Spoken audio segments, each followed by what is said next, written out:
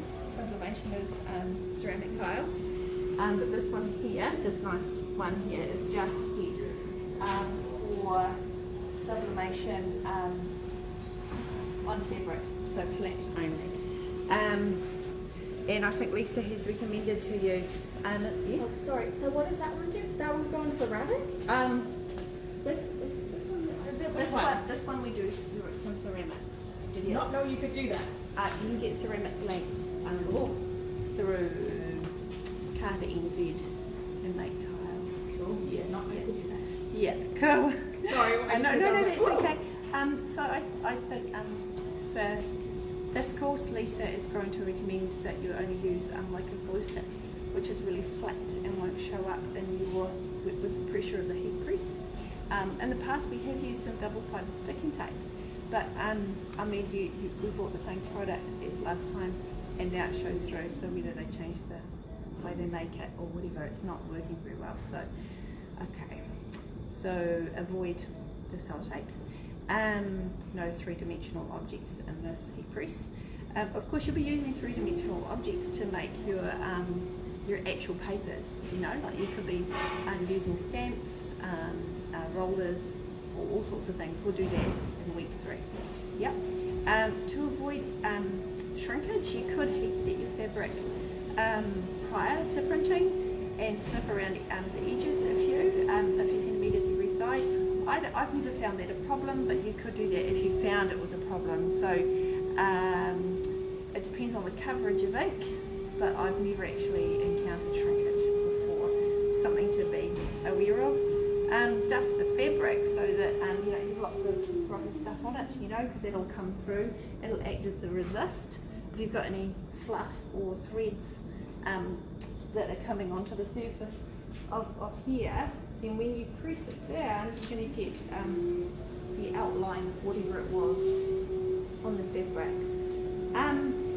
Today we're going to set the heat press at 200 degrees and keep the time and the pressure the same, just for the fabric you're using. Later on we'll talk about different settings for the different fabrics. So when you come to the heat press, you need to be ready with your work. So I've got my dry Sublimate paper here with the inks on it, and we'll just have a look here at the heat press. So it's been on for quite a long time. It will take about half an hour, even up to 45 minutes to fully warm up. So here's the on-off switch here. So to set the temperature, set that SP, and I've set it to 200, and then at the moment the time is on 1:10, and I'm going to set it to 2 minutes, so 120 seconds. Okay, and that's set now. So it's at 200 degrees already. Yeah. So it gives me the temperature that I'm trying to heat up to, and the temperature it's at the time. So when you heat press it, you see sometimes you see a drop, because it's expending a lot of power as well, and pressure and things, and then it'll kind of climb back up. The 200 should be fine. It says here, I put that in the notes. I should just stick to the notes. It takes 30 minutes to heat up, 180 to 200 degrees Celsius. So you'll find that you can play around with that a little if you're not happy with your colours, and especially with the time. So I do have some samples here. Just before we put our one in, this one here was done at 1.5 minutes, and this one at 2 minutes, but that will be up to you to sort of experiment with. So we always say between 1 and 2 minutes. So you know that if you go under a minute, nothing might happen, but over 2 minutes, your colours might start to distort a bit. So the important thing is to record it each time, so that the next, when you want to recreate that effect, that you know what your settings are. Okay, so that's really, really important, because when people come with their finals and they've forgotten what they tested. Yeah. On stream, under the links page, there's a record sheet that you can just print out, and it's got a handy little template for you just to put the time and the temperature and other details on there, so you can use Yeah, that would be really good, because when we run the heat press, the technical staff run it for you, and so we'll be asking you, you know, what temperature and what time and what have you tested before and that kind of thing. So you sort of have to have that information and say, well, tested it on the smaller press and this is what I used. So we'll do a smaller test on the big heat press to see if that's going to be okay. Then we can alter it before you do your final piece. So you need to have the information recorded. I say that enough times, Lisa. Yeah. Yeah. Okay.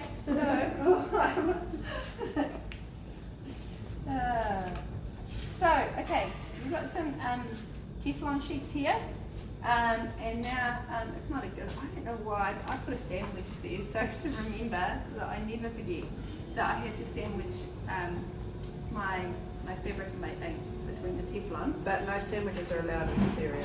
No, that's what I mean. I'm always, it's like we call it the print kitchen, but you're not allowed food containers. I don't know. Yeah, so I'll just bring this over here. So we're going to make a sandwich, and I haven't cut the pieces out nicely, sorry. Just have only half of that. So we have Teflon, we have newsprint, we have fabric.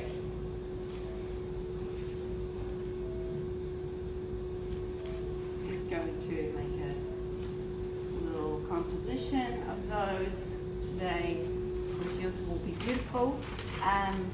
Another piece of newsprint over the top, and then the other Teflon, and that is ready to go in. So the good thing about the springway press is that you could load these things up, because it goes right away, right down there as well. So you could actually pop these down just to make sure.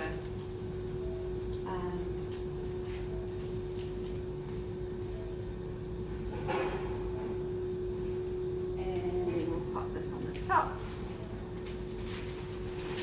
So the good thing about that transparent paper is really just that you can see through it. So if you're registering it to a pattern piece or a piece of fabric, that you know that you can actually see through it. Yeah. So save it for when you want to do that. Yeah, so it's because it's more expensive.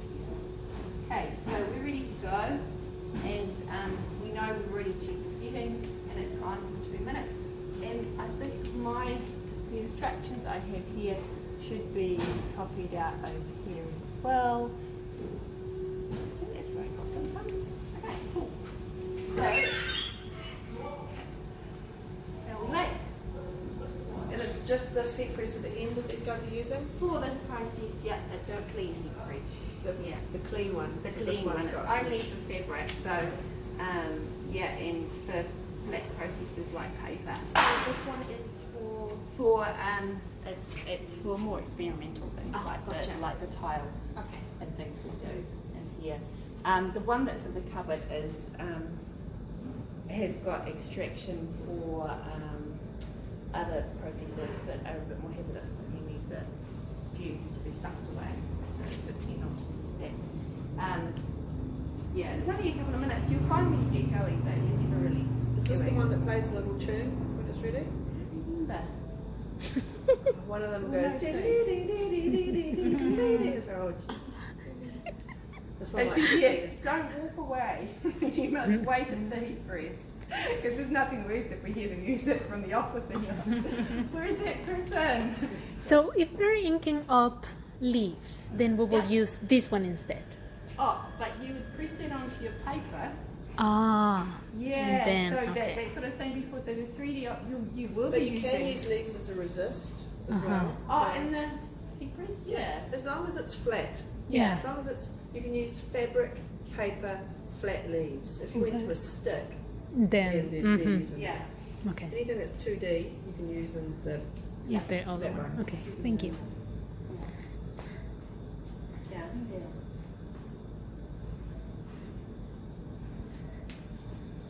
Gloves. Let's get that off there. These ones are quite good. There are other heat proof gloves if you want to use them. it won't be too bad after 2 minutes.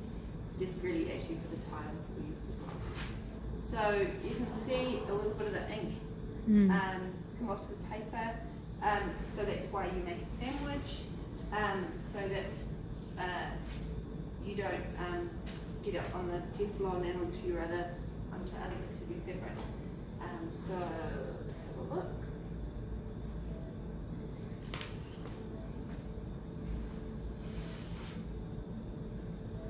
That turned out quite well. Do you remember what the colours looked like before? Mm-hmm. Kind of. Difference there. It's quite vast difference. And it So gets they more really different are when the you start. pure colours. Yeah, so we were talking about screen printing with black colour as well, and so that's the result. That's what you get.